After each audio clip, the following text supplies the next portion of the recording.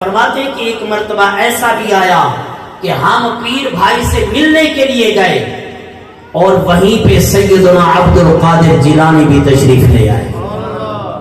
فرماتے دونوں کی ملاقات ہو گئی اس پیر بھائی کی بارگاہ میں۔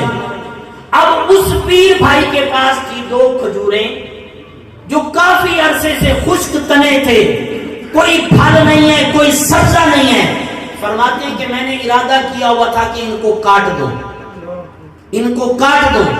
جب حضرت سیدنا عبد القادر جیلانی محبوب سبحانی الحسنی والحسینی حسنی حسینی سید نے پوچھا، فرمایا کیوں کاٹتے ہو؟ عرض کی حضرت یہ پھل نہیں دیتی، کوئی پودا نہیں چمکتا، کوئی سبزہ نہیں آتا، اس لیے کاٹ رہا ہوں۔ اب سنیے، وقت کے کامل، وقت کے ولی حضرت سیدنا عبد القادر جیلانی نے فرمایا پانی لے آؤ۔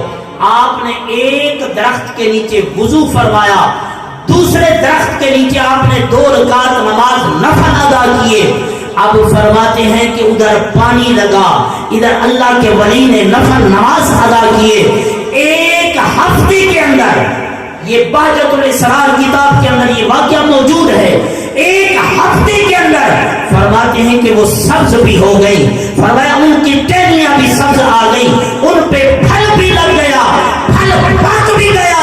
اور فرماتے ہیں کہ میں پھل توڑ کر حضرت سیدنا عبد القادر جیلانی کی بارگاہ میں گیا، آپ نے پھل کھایا، دعا دی اور فرمایا کہ جا، باقیوں کو کچھ ملے گا، تجھے ڈبل ملے گا،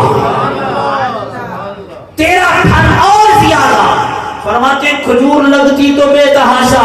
فرماتے ہیں کہ میرے ہاں جتنے جانور تھے، بکریاں تھی، اتنا پھل ہو گیا کہ میرے لیے گرنا دشوار ہو گیا۔ یعنی یہ اللہ کے ولی کی بارگاہ میں حاضری دینے کا فائدہ ہے، اللہ کے دوست کی بارگاہ میں حاضری دینے کا فائدہ ہے۔